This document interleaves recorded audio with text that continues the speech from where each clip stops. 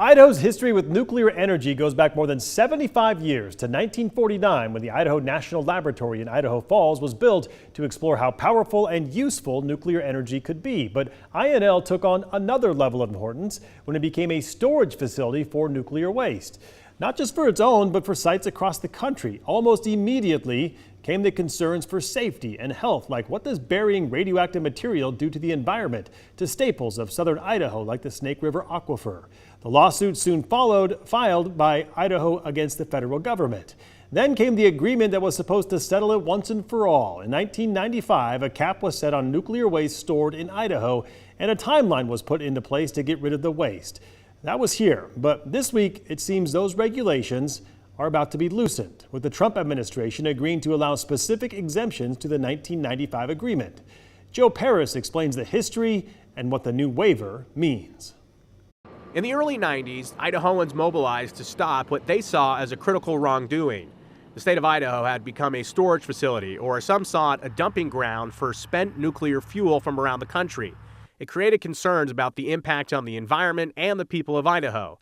In the dark of night, some even gathered, pointing out trains packed with nuclear waste headed to the Idaho National Lab for treatment and storage. The people of the Gem State, some of them calling foul. It led to the creation of their Stop the Shipments campaign. A successful one, too. They had allies all the way to the top. Idaho Governor Phil Batt spoke out on the issue, and the state of Idaho filed a lawsuit to stop nuclear waste from coming into Idaho, while also calling for spent nuclear fuel to be sent out of Idaho. In 1995, a major agreement between the state of Idaho and the federal government, specifically the Department of Energy and the Navy, setting clear rules for nuclear waste handling at the Idaho National Lab and capping how much could come in, while also requiring removal and treatment of what waste was already there. Over the years, waivers or exceptions have been approved to exceed the limits lined out in the 1995 agreement, so they can do things like further research. And there's been notable events on this timeline: 2011, 2014, 2019, 2023, and the latest just this afternoon.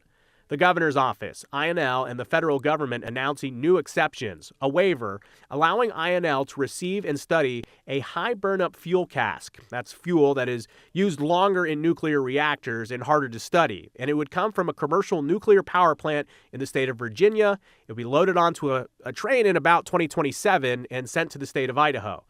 They say research is needed to support extended storage licensing for nuclear fuel at 53 U.S. power plants in 28 different states. The waiver also allows INL to accept small amounts of spent fuel waste from university reactors, which they say otherwise would exceed their storage limits and potentially force some of these research universities to shut down the reactors because they have no more space to put waste in. So why do this? Supporters like U.S. Secretary of Energy Chris Wright say that the waiver supports the Trump administration's commitment to unleash American energy dominance. It also allows for cutting-edge research, they say, to ensure the long-term safety of storing things like nuclear fuel. Those are among the needs, they say, not envisioned when the settlement agreement was established 3 decades ago. They say this also supports a national commitment to energy independence.